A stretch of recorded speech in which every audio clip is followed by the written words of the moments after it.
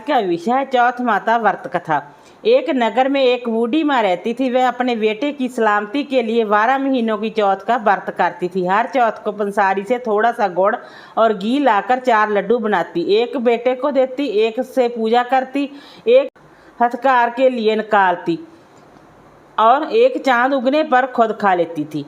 एक बार उसका बेटा ताई से मिलने गया। ताई ने वैसाखी चौथ का व्रत रखा था।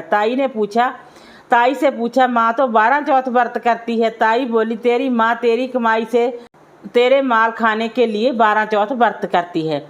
तू परदेश जाए तो वह एक भी चौथ नहीं करेगी। लड़के को लगा ताई सच कह रही है। घर आकर माँ से कहा, माँ परदेश जा रहा हूँ, जहाँ तो मेरी कमाई खाने पीने में ही उड़ा देती हैं।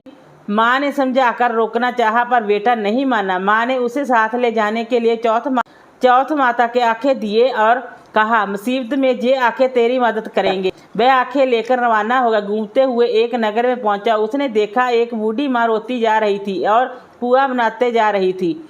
उसने कारण पूछा तो बूढ़ी माँ ने कहा, बेटा इस नगर की पहाड़ी पर एक दैत्य रहता है। पहले वह नगर में आकर कई लोगों को खाने के लिए मार देता था। अब राजा हर घर से एक आदमी दैत्य के पास भेजता है और आज मेरे बेटे की बारी है, इसलिए रो रही हूँ और उसी के लिए पुए बना रही हूँ।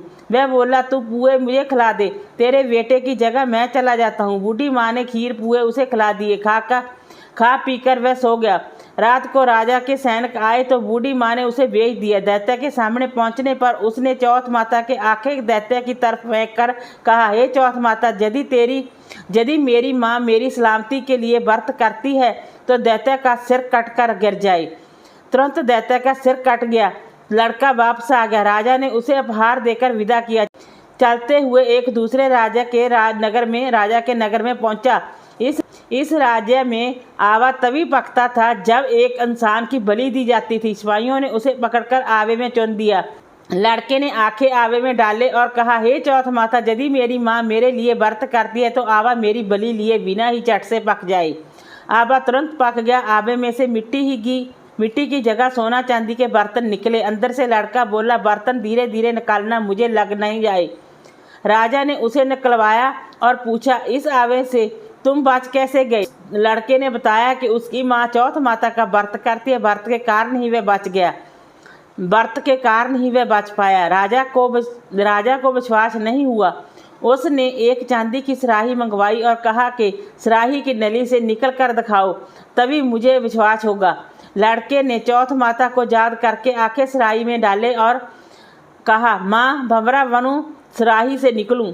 लड़का भंवरा बनकर सुराही से निकल गया। राजा ने खुश होकर राजकुमारी की शादी उसके साथ करवाई और सभी लोगों को चौथ माता का व्रत करने को कहा। उसे माँ की याद आई। उसने राजा के पास जाकर खुद के नगर जाने की इच्छा जाहिर की। राजा ने रथ, घोड़ा, हाथी और खूब सारा धन भेज देकर उन्हें विदा किया। चौथ के दिन अपने नगर पहुंचा। वह अकेला पंसारी के जहां माँ का इंतजार करने लगा। सोचा चौथ है तो माँ जहाँ जरूर आएगी। थोड़ी देर बाद लकड़ी टेकती हुई माँ आती दिखी।